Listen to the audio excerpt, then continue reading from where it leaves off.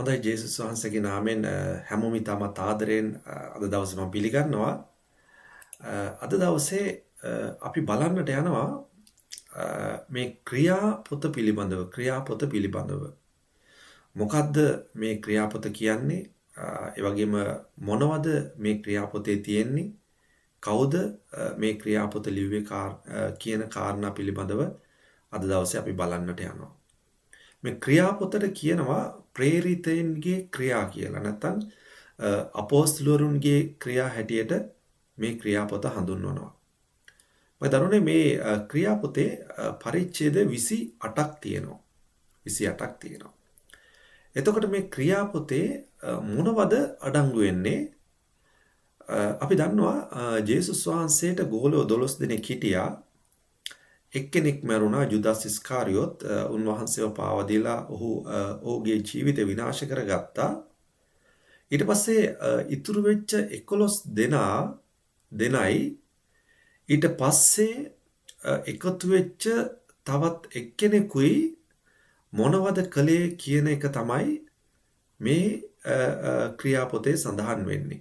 එතකොට ඒ අයගේ ක්‍රියා තමයි මේ ක්‍රියාපොතේ සඳහන් වෙන්නේ. එතකොට ඔයාලා අහන්න පුළුවන් මේ කවුද මේ 12 වෙනියා කියලා. මේ 12 වෙනියා ගැන කතා කරද්දී මගේ දරුවනේ දෙන්නෙක් ගැන කතා කරන්න ඕනේ.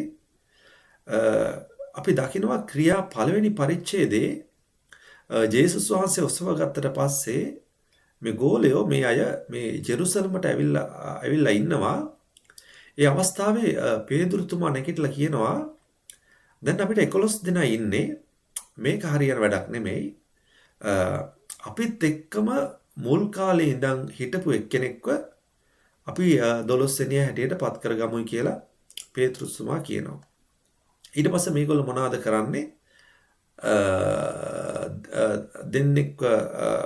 දෙන්නෙක්ගේ නම් අරගෙන ඒ දෙන්නගේ නම් කොළ කැලි වල ලියලා ඒගොල්ලෝ දාදු දානවා. එක්කෙනෙක්ව තෝරගන්න. ඒ දෙන්න තමයි එක්කෙනෙක් යුස්තස් අනික් එක්කෙනා මත්තියස්.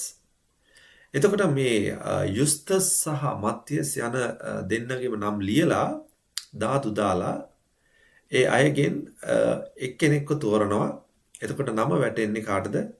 මත්තියස්ට. හැබැයි මේ මත්තියස් කියන කෙනාව 12 වෙනියා හැටියට සලකන්න බෑ. ඇයි? මොකද එයාව ජේසුස් වහන්සේ කැඳෙව්වේ නැහැ. මේ අයනේ මේ දාදු දාලා තෝරගත්තේ. එතකොට එයාව ජේසුස් වහන්සේ කැඳෙව්වේ නැහැ. එතකොට ඒත් ඔයාලා කියන්න පුළුවන් එයාලා යාක්ෂා කරලානේ එතකොට දෙවියන් වහන්සේගෙන් අහලානේ දාදු දැම්මේ කියලා. ඔව් ඒක ඇත්ත. එතකොට යාක්ෂා කරලා දෙවියන් වහන්සේගෙන් අහලා ඒගොල්ලෝ දාදු දැම්මා. හැබැයි යාක්ෂා කරලා එතකොට රෝල් කොළ දෙකක් අරගෙන රෝල් කරලා දැම්මහම දෙකක් දාපුම අනිවාර්යෙන් දෙකෙන් එකක් වැටෙනවනේ. එතකොට කාගේ හරි නමක් අනිවාර්යෙන් එනවා. එතකොට ඒකෙන් අපිට කියන්න බෑනේ ඒක දෙවියන් වහන්සේගේ තේරීම කියලා. එතකොට ජේසුස් වහන්සේ මත්තියස්ව කැඳෙව්වේ නැහැ. එහෙනම් කවුද 12 වෙනියා? ඒ වෙන කවුරුත් නෙමෙයි මගේ දරුවනේ පාවුලුතුමා. ඇයි? පාවුලු වෙන්නත් කලින් සාවුල් හැටියට ඉන්නේ නැද්දිම ජේසුස් වහන්සේ සෘජුවම දර්ශනයකින් පෙනිලා මේ පාවුලුතුමාව කැඳවනවා. එතකොට අර 11 දෙනා හා සමානවම ජේසුස් වහන්සේ ජේසුස් වහන්සේගේ සෘජු කැඳවීම ලබාගත් 12 වෙනියා තමයි මේ පාවුලුතුමා. ඒ නිසා ඒ 11 දෙනයි මේ 12 වෙනියා වෙච්ච පාවුලුතුමායි ඒකම ඒ අයටත් ගෝලියෝ හිටියානේ. අපොලොස් හිටියා. එතකොට තීතස් කියලා කෙනෙක් හිටියා. එතකොට තිමෝතියස් හිටියා. ලූකස් හිටියා. එවැනි අයගෙත් ක්‍රියාවන් මේ අපෝස්තලවරුන්ගේ ක්‍රියාපොතේ මේ පරිච්ඡේද 28 තුල සඳහන් වෙනවා. එතකොට මගේ දරුවනේ මේ පරිච්ඡේද 28 අපිට කොටස් දෙකකට බෙදන්න පුළුවන්. පළවෙනි කොටස තමයි පළවෙනි පරිච්ඡේද 7. පළවෙනි පරිච්ඡේද 7 තුල අපිට බලන්න පුළුවන් සභාව කොහොමද ජෙරුසලමෙන් පටන් ගත්තේ? සභාව ආරම්භන දවස පටන් ජෙරුසලම තුල සභාව ව්‍යාප්ත වූ අන්දම, ඒ වගේම ඒක කොහොමද වර්ධනය වුනේ? කවුද නායකත්වයේ දරුවේ? මොනවද දේශනා කළේ? මොන දේවල්ද සිදුුනේ කියලා. එතකොට දෙවනි කොටස තමයි 8 වෙනි පරිච්ඡේදයේ ඉඳලා 28 වෙනි පරිච්ඡේදය වෙනකන් 8 වෙනි පරිච්ඡේදයේ අපි දකිනවා මේ සභාව සමාරියට ව්‍යාප්ත වෙනවා. එතකොට ඒ වගේම 9 වෙනි පරිච්ඡේදයේ ඉඳලා 28 වෙනි පරිච්ඡේද වෙනකල් අපි බැලුවොත් අපිට පේනවා එතනින් සභාව මේ ජෙරුසලමෙන් පටන් ගත්තු සභාව සමාරියට ගිහිල්ලා ඒ වගේම එතනින් කොහොමද සභාව ආසියාතික කරේ ඒ වගේම අප්‍රිකාවේ ඒ වගේම යුරෝපයේ ව්‍යාප්ත වෙලා අන්තිමට රෝමේ දක්වා ගියේ කියලා. එතකොට 28 වෙනි පරිච්ඡේදයට යනකොට සභාව රෝමයටත් ගිහිල්ලා ඒ වගේම පාවුලුතුමත් රෝමයට ගිහිල්ලා අවුරුදු 2ක් හිටියයි කියලායි 28 වෙනි පරිච්ඡේදය අවසන් වෙන්නේ.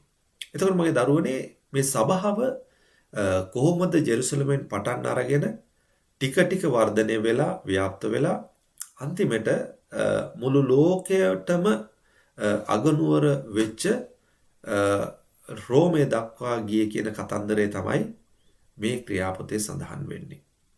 එතකොට මගේ දරුවනේ මේ ක්‍රියාපොත ලිව්වේ කවුද? මේක ලිව්වේ ලූකස් කියන කෙනා. කවුද මේ ලූකස් තුමා? මේ ලූකස් තුමාට අපි සිංහලෙන් කියන්නේ ලූක් තුමා කියලා. එතකොට මේ ලූක් තුමා අලුත් ගිවිසුමේ පොත් දෙකක් ලිව්වා. එකක් තමයි ලූක් සුභාරංචිය, අනිත් එක මේ ක්‍රියාපොත. එතකොට මේ ලූක් තුමා කවුද ඇත්තටම? මේ ලූකස් නැත්නම් ලූකස් කියන්නේ මගේ දරුවනේ ඒක ග්‍රීක නමක්. ලූක් තුමා ඇවිල්ලා ග්‍රීක ජාතිකයෙක්, ග්‍රීකයෙක්. ඒ වගේම ලූක් තුමා වෛද්‍යවරයෙක්. ඒ වගේම එයා ඒ කාලේ හිටපු මේ දර්ශනවාදියෙක්. පසු කාලේ පාවුලුතුමාගේ දේශනාවකින් ලූක් තුමා ගැලීම ලබනවා. එතකොට මෙන්න මේ කාරණා ටික තමයි අද දවසේ මේ ක්‍රියාපොත පිළිබඳව මට ඔයාලත් එක්ක බෙදා ගන්න අවශ්‍ය වුණේ. එතකොට ක්‍රියාපොතේ මොනවද තියෙන්නේ? සභාව කොහොමද ව්‍යාප්ත වුනේ? කවුද මේ ක්‍රියාපොත ලිව්වේ? කවුද මේ ජේසුස් වහන්සේගේ 12 වෙනි ගෝලයා කියන මේ කාරණා ටික. ඉතින් මම හිතනවා අද දවසේ මේ ක්‍රියාපොත පිළිබඳව මේ කාරණා ටික ඔයාලට ගොඩක් ලොකු ආශිර්වාදයක් වෙයි කියලා මේ ක්‍රිස්තුස් වහන්සේ තුල යන මේ ක්‍රිස්තියානි ජීවිතේ. එහෙනම් හැම කෙනෙකුටම ජේසුස්පීටයි අපි නැවත හම්බෙමු. ජේසුස් වහන්සේ ඔයාට ආදරේ.